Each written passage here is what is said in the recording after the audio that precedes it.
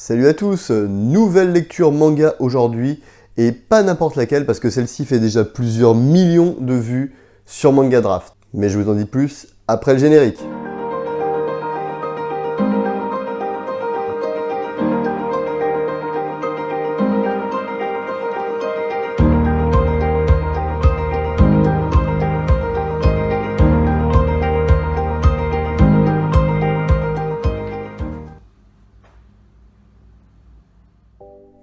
Alors comme dit en introduction, aujourd'hui je vais vous parler d'une fanfiction, et une fanfiction sur Dragon Ball. Et il s'agit de Dragon Ball Kakumei, dont voici le premier tome relié en édition de luxe. Quelques petites informations avant de débuter la vidéo. Comme elle va être assez longue et assez dense, j'ai décidé de la chapitrer exceptionnellement, comme ça vous pouvez vous balader rapidement d'un chapitre à l'autre. Et également, il y aura une petite partie que je mettrai à part dans une seconde vidéo, mais ça j'en parle par la suite. Autre point important, vous connaissez mon manga, un petit peu de pub, un petit instant pub pour mon manga que vous connaissez très certainement, que je vous invite à acheter dans ma boutique, sur la boutique de l'Esprit du Judo, la boutique de la Fédération Française de Judo. Ce n'est pas une fanfiction, c'est une histoire vraie basée sur des faits réels. C'est un manga biographique, voilà. Donc moi, je vous invite fortement à le lire parce que ça, c'est une masterclass. Également, tant que j'y suis, abonnez-vous à ma chaîne, activez la cloche, mettez un pouce en l'air, partagez, allez-y, n'hésitez pas parce que franchement, ça fait plaisir et je pense que c'est comme ça que vous encouragez un petit peu les vidéastes amateurs sur YouTube. Donc merci d'avance. On peut maintenant passer à la suite avec Dragon Ball Kakumei. J'avais déjà fait il y a quelques temps une chronique sur une autre fanfiction de Dragon Ball qui se nommait Dragon Ball Multiverse, que je suis sûr vous connaissez parce que c'est, je pense, une des plus connues. Et je vous mettrai le lien dans la description si vous voulez aller relire cette chronique ou la découvrir tout simplement. Alors Dragon Ball Kakumei, c'est quoi? Il s'agit d'un manga français scénarisé par Darkoz et Renko et dessiné par Poisson Labo, 3 fans de l'univers de Dragon Ball. L'histoire débute juste après le tournoi du pouvoir dans Dragon Ball Super. C17 a fait le vœu de ressusciter les univers disparus, mais cela a eu pour conséquence la résurrection des 19 univers, dont le mystérieux univers 0 qui avait été scellé par le grand prêtre, qui avait peur que sa trop grande puissance ne bouleverse l'équilibre et la paix des univers. De retour et décidés à se venger, ils investissent le palais de Zeno pour déclarer la guerre aux autres univers. Heureusement, le grand prêtre parvient à les geler momentanément, donnant ainsi un répit de 2 ans aux autres univers pour se préparer à l'affrontement. Malheureusement, ils devront livrer bataille sans Goku, car celui-ci a été capturé et emprisonné dans l'univers 0 et se retrouve donc gelé également. Alors pour donner mon avis à cette histoire, déjà, je trouve que le point de départ, bien que très simple, est vraiment intéressant parce que on ressent vraiment un danger qui est perceptible, il y a vraiment un réel enjeu, ce qui m'avait vraiment manqué depuis au moins l'Arc-Cell. Bien que j'affectionne pas particulièrement l'univers étendu de Dragon Ball Super, je trouve qu'ici le scénario s'attarde à vouloir vraiment exploiter le potentiel de cet univers contrairement à l'œuvre originale. Nous ne sommes pas cantonnés à suivre les péripéties en un seul et unique lieu. Tous les héros sont éparpillés aux 4 coins des univers pour y suivre un entraînement, et nous pouvons ainsi les découvrir, contrairement à DBS qui ne nous permet pas de les explorer. Ainsi, on découvre notamment la planète Sadala, où vivent encore tout un peuple Saiyan. On découvre également le royaume des démons, la planète de l'univers 11 où vit Jiren, et également la planète Calamande de l'univers 9, où on a pu y découvrir les 3 loups qui combattaient pour le tournoi du pouvoir. Également l'occasion pour les scénaristes de créer de nouveaux personnages impactants et importants dans ces univers. Je peux citer notamment un dieu de la destruction que ces sbires nomment l'héritier, et apparemment il s'appellerait Amaron, donc un personnage assez mystérieux doté de pouvoirs magiques. Et également, je citerai le roi Sadala, personnage très charismatique, qui est le roi de la planète des Saiyans dans l'univers 6. Un autre fait notable et qui diffère grandement de l'œuvre originale, c'est qu'on n'est pas cantonné à suivre les aventures uniquement de Goku et de Vegeta, notamment parce que Goku est emprisonné, donc il est totalement inexistant. Mais en fait, les auteurs ont décidé de laisser la place à beaucoup d'autres personnages de la Z-Team. Et ça, c'est vraiment bien. Et franchement, c'est un gros plus par rapport à l'œuvre originale qui se cantonne systématiquement de suivre Goku, Vegeta, qui sont voilà, les deux personnages centraux et uniquement eux. Vegeta est bien présent. Sans trop spoiler, voilà, je vais vous dire, il va en fait aller sur la planète de l'univers 6 pour aller entraîner les Saiyans. Donc c'est un personnage qui a de l'importance. Mais apparemment, ça ne semble pas être le personnage principal, le héros en fait de cette nouvelle intrigue. En effet, Goten et Trunks semblent enfin avoir un vrai rôle à jouer. Ils vont partir s'entraîner aux côtés de Whis et développer leur potentiel, et ça peut être quelque chose de très intéressant. Parce que c'est des personnages en fait qui avaient eu une petite importance quand même dans l'arc Boo, mais depuis DBS, ils sont totalement inexistants, et je trouve ça vraiment bien de leur redonner un peu d'importance, d'autant qu'ils ont un peu grandi, ils commencent à être de vrais adolescents, et franchement, à mon avis, avec beaucoup d'entraînement, c'est des personnages qui vont avoir vraiment beaucoup de classe. Quant au cas Gohan, je veux pas trop vous spoiler, mais il semble vraiment revenir sur le devant de la scène, comme à la grande époque, comme à l'époque du Super Saiyan 2 et du combat contre Cell. Donc voilà, j'en dis pas plus, mais je pense que là, nous allons vivre de grands moments, des moments épiques dans Dragon Ball Kakumei et qui manquent cruellement à Dragon Ball Super. Comment ne pas évoquer l'œuvre sans parler de la qualité de ses dessins? La réalisation est vraiment magnifique. On a du mal à croire que c'est une œuvre amateur. Les dessins sont beaux, détaillés, c'est dynamique. On reconnaît très bien les personnages, mais avec un petit style particulier. On ressent la patte de l'auteur, c'est pas du Toriyama. Les personnages ont des visages plus allongés, un trait, on va dire, un peu plus fin, un peu plus brutal. Les visages ont un style qui fait beaucoup moins shonen et ça donne un côté un peu plus mature à l'œuvre. Juste pour info et anecdote, le dessinateur de ce pseudo Poisson Labo a commencé l'œuvre, il avait à peine 17 ans. Donc imaginez juste la qualité de ses dessins, comment elle va progresser de tome en tome. Voilà, là il débutait, sur son premier tome il débutait, vous allez voir ça s'améliore au fur et à mesure. Et franchement, à mon avis, d'ici quelques années, vous en entendrez parler sur d'autres œuvres. Un autre point important, c'est à la fois attribué aux scénaristes et également aux dessinateurs, c'est vraiment cette impression de puissance lors des combats. Dans DBS, malgré toutes les transformations que nous avons pu voir, le Super Saiyan Gold, le Super Saiyan Blue, l'Ultra Instinct, on n'a jamais réellement eu cette impression de level up des personnages. Les combats ressemblaient tous également à ce qu'on voyait auparavant sur les arcs Boo, les arcs Cell. On n'avait pas vraiment cette impression de monter en puissance. Et ici, réellement, on ressent la puissance. Quand ils se battent, ils donnent des coups, ça pète des étoiles, ça pète des planètes. Même parfois l'impact des chocs, ils les ressentent jusque sur des planètes éloignées. Donc vraiment, l'impression de puissance est très bien rendue dans la réalisation des combats. Également, lorsqu'ils prennent des coups, ils prennent pas juste des petites égratignures ou un saignement de nez. Regardez par exemple cette image que je vais mettre ici, là, cette image de Goku. Quand il a pris une attaque de Beerus, il a le dos éclaté, il a les chairs à nu. Vraiment, on sent la violence, c'est ultra violent. Une image qui m'a bien plu notamment, c'est dans le tout premier chapitre quand Beerus et Goku se battent. Ils arrivent sur une planète, il y a une sorte de mammifère, une chèvre ou je ne sais quoi. Ils arrivent, paf, ils échangent un coup, ils repartent. La planète, elle a brûlé, tous les poils de la bestiole, ils sont cramés. Voilà, un coup. Et donc là, on voit avec ce simple coup la puissance dégagée en fait dans le combat. Ce que je vous explique là est en particulier à attribuer au tout premier combat Beerus-Goku à l'ouverture du tome 1. Par la suite, on a d'autres combats qui sont un peu moins impactants, où on ressent un peu moins la puissance des personnages. Donc il faudrait pas que ça ait tendance à baisser. Je pense que les auteurs en ont conscience, les personnages qui combattent par la suite semblent moins puissants, donc c'est certainement une explication. Mais voilà, donc j'espère qu'ils vont continuer à vraiment bien retranscrire le level up des personnages parce que ce premier combat était juste magistral. Avant de conclure et vous donner mon avis final sur cette œuvre, je vous propose une petite surprise. J'ai eu la chance très récemment de rencontrer les 3 personnes responsables de cette œuvre. Et donc j'ai interviewé Darkoz, qui est le scénariste principal de Dragon Ball Kakumei.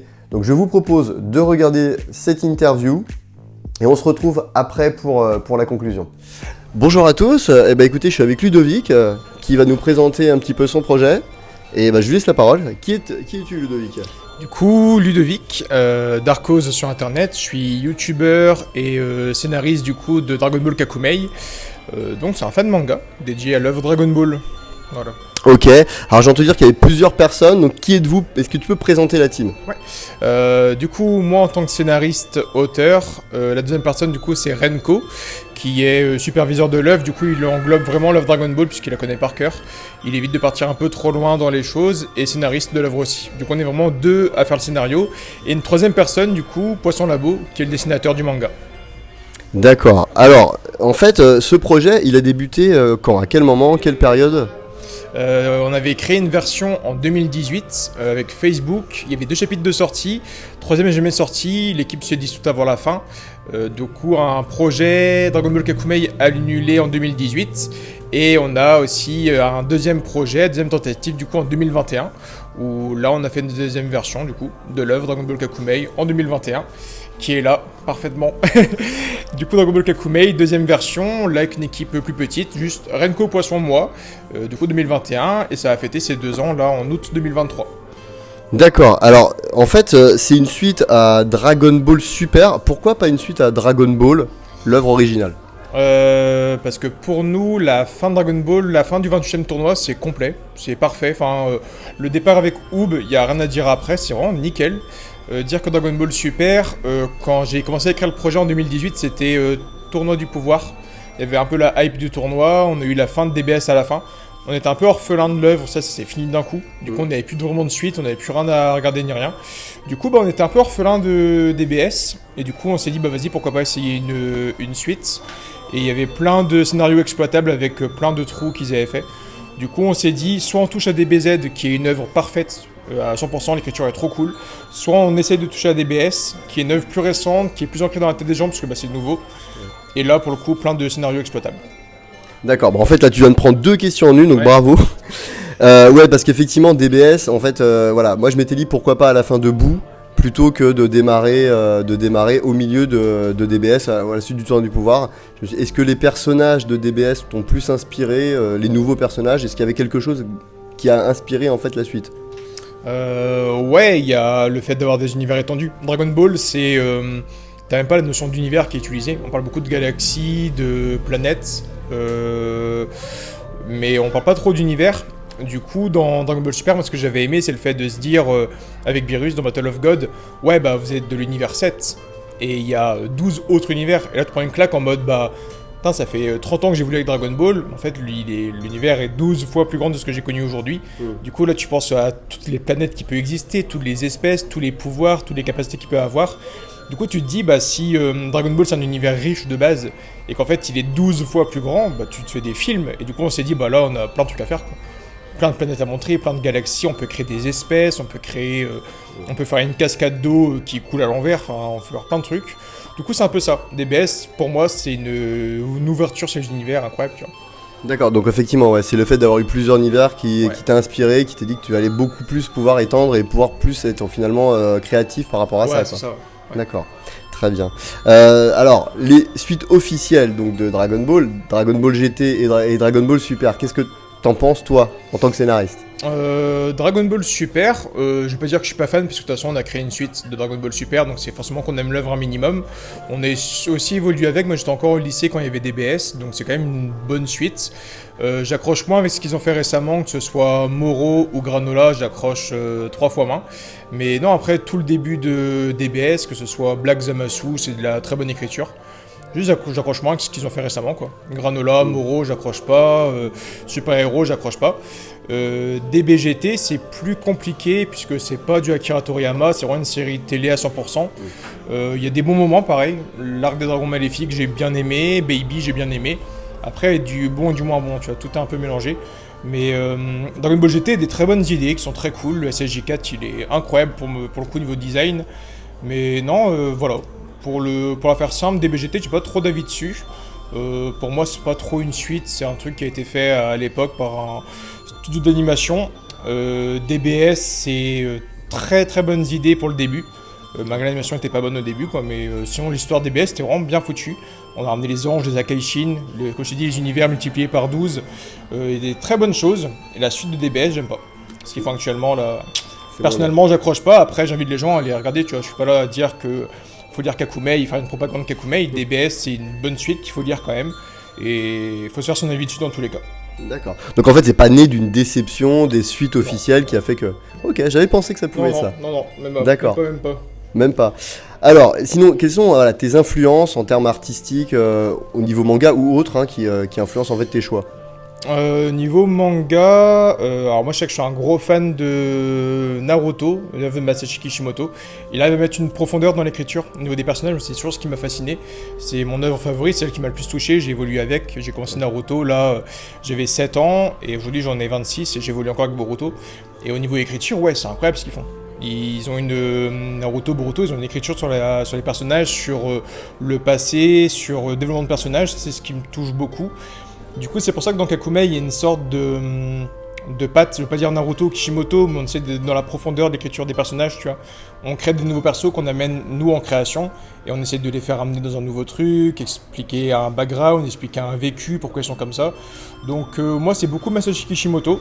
Après, dans le style graphique, je suis pas dessinateur, mais Murata, quoi. Murata, Miura, qui est malheureusement décédé, il y a vraiment des génies du dessin. Et forcément, Akira Toriyama. Il n'a pas un dessin aussi détaillé qu'un Boichi ou j'en passe. Mais par contre, Akira Toriyama, niveau dessin, on parlait de ça dans la voiture encore quand on est venu à l'événement. Quand tu lis du Akira Toriyama, t'as tes yeux qui se baladent sur la planche tranquillement. T'as pas là à avoir mal au crâne et essayer de comprendre ce qui est visible ou pas visible. Tes yeux se baladent tranquillement et c'est un plaisir à lire.